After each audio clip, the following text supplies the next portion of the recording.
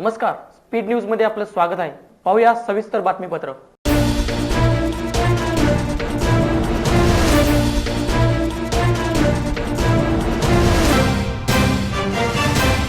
भाजपचे सरकार सत्तेत असताना राज्य शासनाने 19 मे 2016 रोजी आदेश काढला होता।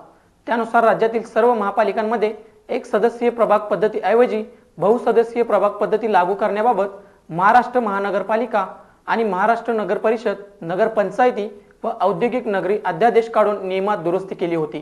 परंतु 2019 ला राज्यात सत्ता बदल झाला आणि महाविकास आघाडी सरकारने भाजप सरकारचा बहुसदस्य प्रभाग पद्धतीचा आदेश रद्द केला। 14 जानेवारी 2019 च्या कोल्हापूर महापालिकेला राज्य शासनाने एक सदस्य पद्धतीने निवडणूक घेण्याचे आदेश दिले। त्यानुसार महापालिका प्रशासनाने निवडणुकीसाठी एक सदस्य पद्धत अवलंबून प्रभाग रचनाही तयार केली आहे। सध्या स्थितीत महापालिका क्षेत्रात म्हणजेच कोल्हापूर शहरात 81 प्रभाग आहेत। आता पुन्हा एक सदस्य पद्धत बदलण्याचा घाट घालण्यात येत आहे। चारित्र्याच्या संशयावरून निशिकांत चव्हाण, वय वर्ष 32, सध्या राहणार एकता कॉलनी, माधवनगर, कनेरी याने चारित्र्याच्या संशयावरून आपली पत्नी कोमल निशिकांत चव्हाण, वय 28 हिचा काल रात्री 2च्या सुमारास रस्सीने गळावळून निर्घुण खून केला। त्यानंतर आरोपीने आत्महत्येचा प्रयत्न केला, मात्र रस्सी तुटल्याने तो बचावला। आरोपी निशिकांत चव्हाण 1.5 महिन्यापूर्वी सदर कॉलनीमधील दीपक पवार यांच्या घरात भाडेकरू म्हणून राहायला आला होता। आरोपीस अटक करण्यात आली असून या घटनेची माहिती मिळताच गोकुळ शिरगाव पोलीस ठाण्याचे सहाय्यक पोलीस निरीक्षक प्रवीण पाटील यांनी घटनास्थळी धाव घेऊन पुढील कारवाई चालू केली। घटनास्थळी करवीरचे उपविभागीय पोलीस अधिकारी आर पाटील यांनी भेट देऊन पाहणी केली। शशिकांत व कोमल यांना 3 वर्ष व 6 वर्ष वयाची 2 मुले आहेत, तर शशिकांत MIDC गोकुळ शिरगाव मध्ये कामास असून कोमल गृहिणी होत्या। पोलीस अधीक्षक शैलेश बलकवडे यांनी गणेशोत्सव शांततेत पार पाडण्यासाठी कोल्हापूर जिल्ह्यामध्ये बेकायदेशीर हत्यारे बाळगणाऱ्या इसमांना शोधून काढून त्यांच्याकडे हत्यारे व दारुगोळा जप्त करून कायदेशीर कारवाई करण्याबाबत आदेश दिले होते। स्थानिक गुन्हे अन्वेषण शाखेकडून एका संशयितास आज अटक करून त्यांच्याकडून 50,000 रुपये किमतीचे एक पिस्तूल आणि 2 जिवंत काडतुसे असे सुमारे 50,400 रुपयांचा मुद्देमाल जप्त करण्यात आला आहे। पोलीस रेकॉर्डवरील गुन्हेगार इम्तियाज सलीम शेख राहणार जवाहरनगर कोल्हापूर याच्याकडे बेकायदेशीर गावठी बनावटीचे पिस्तूल असून त्याच्याकडील गावठी बनावटीची पिस्तूल विक्री करण्याकरिता आज रोजी सुभाषनगर ते RK नगर जाणारे रोड लगत असले कुष्ठरोग इमारती जवळ येणार असल्याची गोपनीय माहिती पोलीस निरीक्षक प्रमोद जाधव यांना मिळाली। त्यानुसार पोलीस अंमलदार विजय कारंडे, अजय गोडबोले, किरण गावडे, कुमार पोद्दार, प्रदीप पवार, पांडुरंग पाटील यांनी सुभाषनगर ते RK नगर कुष्ठरोग इमारतीजवळ जाऊन सापळा लावून सलीम शेख MH38 राहणार जवाहरनगर जुना कंदलगाव नाक्याजवळ कोल्हापूर याला 50,000 रुपये किमतीचे गावठी बनावटीचे एक पिस्तूल व 400 रुपये किमतीचे 2 जिवंत राऊंड असे 50,400 रुपयांच्या मुद्देमालासह रंगेहात पकडले। त्यास पोलिसी खाक्या दाखवताच त्याने गुन्ह्याची कबुली दिली। सदर आरोपीस मुद्देमालासह राजारामपुरी पोलीस ठाणे येथे हजर केले। सदर आरोपी विरुद्ध खंडणी, किडनॅपिंग आणि दुखापतीचे गुन्हे दाखल आहेत। कमी कालावधीत अधिक पाऊस, यामुळे जिल्ह्यातील पाऊस यंदा चर्चेत आला आहे। विशेष म्हणजे कमी कालावधीत अधिक पाऊस झाल्यामुळे प्रशासनाच्या नियोजनाचे गणित बिघडले आहे। निसर्ग चक्र बदलाचा हा परिणाम दिसून येत आहे। 2019 मध्ये 25 जुलै ते 10 ऑगस्ट पडलेला पाऊस यंदा केवळ 21 ते 25 जुलै दरम्यान झाला। राधानगरी धरणात दिवसात 450 मिलीमीटर होणारा पाऊस 575 मिलीमीटर पर्यंत पोहोचला। वारणा धरणातील पाऊस 425 वरून 574 मिलीमीटर पर्यंत पोहोचला। पाणलोट क्षेत्रात तर दिवसाला 350 मिलीमीटर पाऊस झाला। 2019 मध्ये 125 ते 150 पर्यंत होता। 2019 च्या तुलनेत दीडपट पाऊस झाला असला तरी एकूण सरासरी नेहमीच आहे। कमी कालावधीत अधिक पावसाची नोंद झाली आहे। यंदा जून मध्ये पाऊस नोंद घेण्यासारखा झाला। तुळशी धरणाचा विचार करता दिवसात 895 मिलीमीटरहून अधिक पाऊस एकाच दिवसात झाला। यापूर्वी 557 पर्यंत झाल्याची नोंद जलसंपदा विभागाकडे आहे। 2019 मध्ये 17 दिवस अतिवृष्टी झाल्यानंतर पंचगंगेला महापूर येऊन येथील पाणी पातळी 55 फूट 7 इंचापर्यंत पोहोचली होती। 2021 मध्ये जुलैमध्ये 5 दिवसात झालेल्या महापुरात पंचगंगेची पातळी 56 फूट 3 इंचापर्यंत पोहोचली। 11वी साठी प्रवेश घेण्याच्या अंतिम दिवशी पहिल्या फेरीत प्रवेश निश्चित झालेल्यांपैकी 3,979 विद्यार्थ्यांनी प्रत्यक्ष प्रवेश घेतले आहेत। 11वी प्रवेश निवड समितीने दुसऱ्या फेरीला प्रारंभ केला आहे। ज्यांना काही कारणामुळे अर्ज करण्याची संधी मिळाली नाही त्यांना दुसऱ्या फेरीत अर्ज करता येणार आहेत। 11वी प्रवेशाची दुसरी फेरी जाहीर करण्यात आली आहे. 17 ते 19 सप्टेंबर या कालावधीत ज्या विद्यार्थ्यांना अर्जात बदल करणे, शाखाक्रम बदल करायचा आहे त्यांनी पूर्वीचा लॉग इन रद्द करून नवीन अर्ज प्रक्रिया शुल्कासह भरावयाचा आहे. ज्यांनी अजून ऑनलाईन प्रवेश घेतला नाही ते विद्यार्थी अर्ज करू शकतात. ज्या विद्यार्थ्यांना अर्ज रिजेक्टचा मेसेज आला आहे त्यांनी अर्ज करावेत. दिनांक 20 ते 21 या 2 दिवसात प्राप्त अर्जाची छाननी होणार आहे. दिनांक 22 ते 24 सप्टेंबर निवड यादी तयार केली जाणार आहे. दिनांक 25 रोजी विद्यार्थ्यांची प्रवेश यादी महाविद्यालयात जाहीर केली जाणार आहे. ज्या विद्यार्थ्यांना पहिल्या फेरीत कोणतेही महाविद्यालय मिळाले नसेल त्यांना दुसऱ्या फेरीत प्रवेश मिळणार आहे. वेळ झाली आहे छोट्याशा विश्रांतीची. तुम्ही पाहत राहा speed news live 24.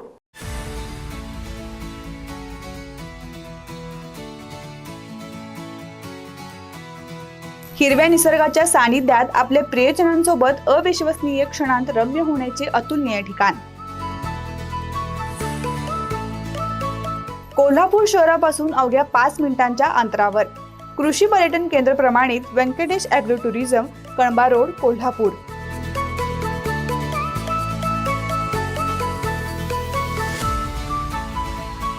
Venkatesh agro tourism, Kolhapur. संपर्क 9284890234 आणि 8999210023.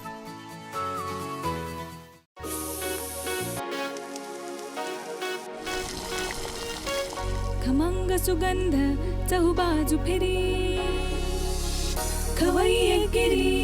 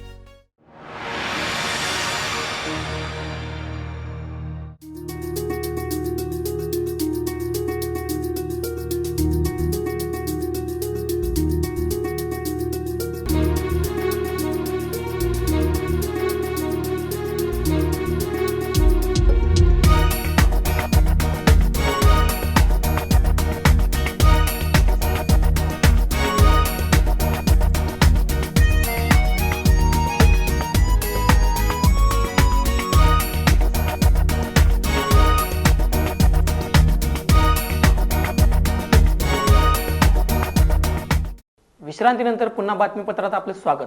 शासकीय योजनांचा लाभ देण्याची घोषणा करायची पण अंमलबजावणी करताना नियमांचा इतका बागलबुवा करून ठेवायचा की त्याचा लाभ घेणेही कठीण होऊन बसावे. राज्यातील यंत्रमाग व्यवसायाला दिला जाणाऱ्या वीज आणि व्याजदर सवलतीच्या बाबतीत असा कटू अनुभव यंत्रमागधारक वर्षानुवर्ष घेत आहेत. 7 महिन्यापूर्वी वस्त्रोद्योग मंत्री प्रश्न मार्गी लावण्याचे आश्वासन दिले होते. प्रत्यक्षात वीज सवलत योजनेचा लाभ देण्यासाठी ऑनलाईन अर्ज प्रक्रिया भलतीच क्लिष्ट केली आहे. इतकी की वस्त्रोद्योजकांना आता सवलत नको पण योजना आवरा असे म्हणायची वेळ आली आहे.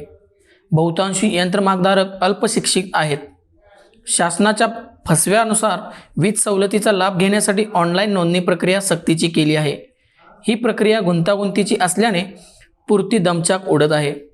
परिणामी अगदी मोजक्याच यंत्रमागधारकांनी ऑनलाईन नोंदणी केली आहे. महावितरणची प्रक्रिया पूर्वीच्याच क्लिष्टतेच्या मार्गाने जात आहे. गेल्या आठवड्यात पुन्हा नवे परिपत्रक जारी करून महावितरणने योजनेचा ऑनलाईन पद्धतीने लाभ न घेतल्यास त्यांना वीज सवलतीचा लाभ दिला जाणार नाही असा निर्णय घेतल्याने यंत्रमागधारक अस्वस्थता निर्माण झाली आहे.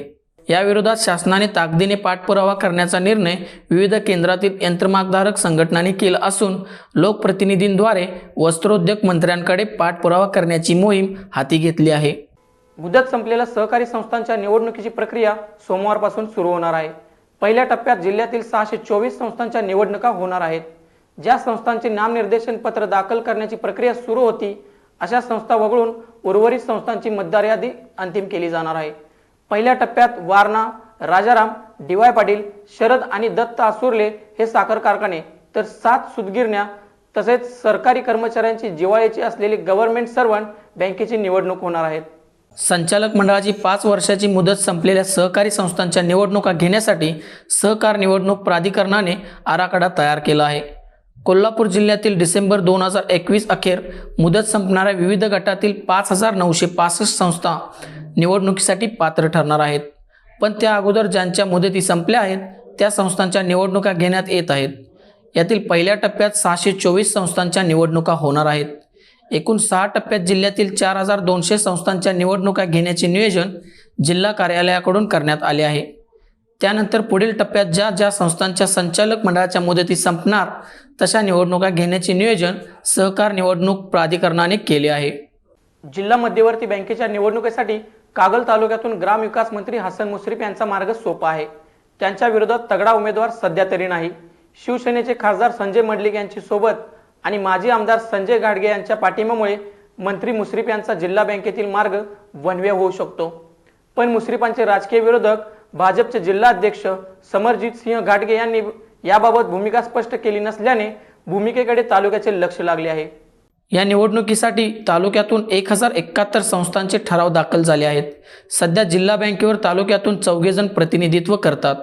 यात विद्यमान अध्यक्ष मंत्री मुश्रीफ हे सेवा संस्था गटातून, तर खासदार प्राध्यापक संजय मंडलिक संस्था गटातून, शेतीमाल प्रक्रिया संस्थांचा प्रतिनिधी म्हणून प्रताप उर्फ भैया माने आणि नागरी बँका पतसंस्था गटातून अनिल पाटील प्रतिनिधित्व करतात.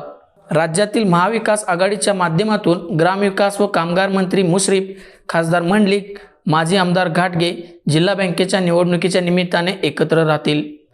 यामुळे मुश्रीफांना तालुक्यामधून बिनविरोधाची संधी आहे. पण त्यांचे राजकीय विरोधक समरजित सिंह घाटगे काय करणार यावर खूप काही अवलंबून आहे. FRPसाठी जो नेता पुढाकार घेईल त्याला आपली 1 एकर बागायती बक्षीस म्हणून देण्याची घोषणा कोल्हापूरच्या शेतकऱ्यांनी केली आहे. सध्या राज्यातील ऊस उत्पादक शेतकऱ्यांमध्ये अस्वस्थता आहे.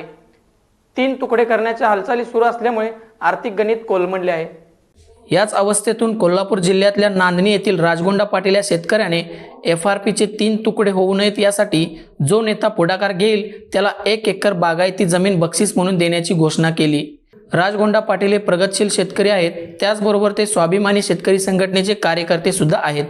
त्यांची स्वतःची 18 एकर बागायती जमीन आहे. FRP बाबत तुकडीकरण थांबावे या हेतूने त्यांनी ही शक्कल योजिली आहे. देशभक्त पद्मश्री डॉक्टर रत्नाप्पा कुंभार यांच्या 112व्या जयंतीनिमित्त शहाजी लॉ कॉलेजच्या प्रांगणात विविध कार्यक्रमांचे आयोजन करण्यात आले होते. याचे प्रास्ताविक व स्वागत श्री अनिल घाटगे यांनी केले. यावेळी शहाजी लॉ कॉलेजचे प्राचार्य श्रीपाद देसाई यांनी LLB सेमिस्टर 2च्या पुस्तकाची निर्मिती SS लॉ पब्लिकेशनच्या माध्यमातून केली आहे. त्याचा प्रकाशन सोहळा शहाजी लॉ कॉलेजच्या प्रांगणामध्ये सौ रजनीताई मगदूम यांच्या शुभहस्ते संपन्न झाला. पुस्तक प्रकाशानंतर बोलताना काउन्सिल ऑफ एज्युकेशनच्या अध्यक्षा व शहाजी लॉ कॉलेजच्या आधारस्तंभ सौ रजनीताई मगदूम म्हणाल्या, आज माझ्या शुभहस्ते LLB भाग 1 सेमिस्टर 2च्या सर्व विषयांची पुस्तकाची निर्मिती SS लॉ पब्लिकेशन कोल्हापूर यांच्या वतीने आणि माझ्या कॉलेजचे प्राचार्य श्री श्रीपाद देसाई व ॲडव्होकेट शीतल श्रीपाद देसाई यांच्या अथक प्रयत्नातून लिखाण करून पूर्ण करण्यात आली. प्राचार्य श्री श्रीपाद देसाई यांनी प्रकाशन सोहळ्यास उपस्थित असणाऱ्या सर्व मान्यवरांचे मनापासून ऋण व्यक्त केले आणि माझ्या हातून आपल्या सर्वांच्या आशीर्वादामुळे व पाठिंब्यामुळे अधिक चांगले काही देता येत असल्यास ते मी SS लॉ पब्लिकेशनच्या माध्यमातून विद्यार्थ्यांना देण्याचा प्रयत्न करीन असे सांगितले. प्रकाशन सोहळ्यास काउन्सिल ऑफ एज्युकेशनचे सेक्रेटरी ॲडव्होकेट VN पाटील, सदस्य डॉक्टर विश्वनाथ मगदूम, सदस्य ॲडव्होकेट वैभव पेडणेकर, MSEBचे मुख्य अभियंता अंकुश कळके उपस्थित होते. कोल्हापूर येथून प्रवासी विमान सेवेतून मालवाहतुकीची सुविधा उपलब्ध कार्गो सर्व्हिस झाल्यास त्याचा फायदा कोल्हापूरसह सातारा, सांगलीसह कोकणातील नागरिकांना होईल. त्या दृष्टीने विचार करून सकारात्मक निर्णय घ्यावा अशी मागणी कोल्हापूर जिल्ह्याचे पालकमंत्री सतेज पाटील यांनी नागरी विमान उड्डाण मंत्री ज्योतिरादित्य शिंदे यांच्याकडे केली होती. त्यास ग्रीन सिग्नल मिळण्याची शक्यता वर्तवली जात आहे. कोल्हापूर विमानतळाच्या टर्मिनस इमारतीचे बांधकाम मंद गतीने सुरू आहे. त्या कामाचा वेग वाढवण्याची गरज असल्याचे पालकमंत्री पाटील यांनी मागणी करून येथील विमानतळावरून सध्या केवळ प्रवासी विमानसेवा सुरू आहे. या प्रवासी विमानसेवेमुळे नागरिक हैदराबाद, मुंबई, बंगळूर, अहमदाबाद, तिरुपती येथे ये जा करू लागले आहेत आता या विमानसेवेतून मालवाहतूक झाल्यास त्याचा उद्योजकांना फायदा होईल, असे पालकमंत्री सतेज पाटील यांनी नागरी विमान उड्डाण मंत्री ज्योतिरादित्य शिंदे यांना दिलेल्या पत्रात नमूद केले आहे. दरम्यान मंत्री पाटील यांनी नुकतीच विमानतळ प्राधिकरण विभागाच्या अधिकाऱ्यांशी देखील याबाबत चर्चा केली आहे. आगामी काळाच्या मालवाहतूक सेवेसाठी पाहणी केली जाणार आहे. त्यानंतर ही सेवा सुरू होईल अशी शक्यता वर्तवली जात आहे. वेळ झाली आहे बातमीपत्रात इथेच थांबण्याची. उद्या पुन्हा भेटू नवीन ताज्या बातम्यासह. तुम्ही पाहत राहा speed news live 24. Stay live, stay update.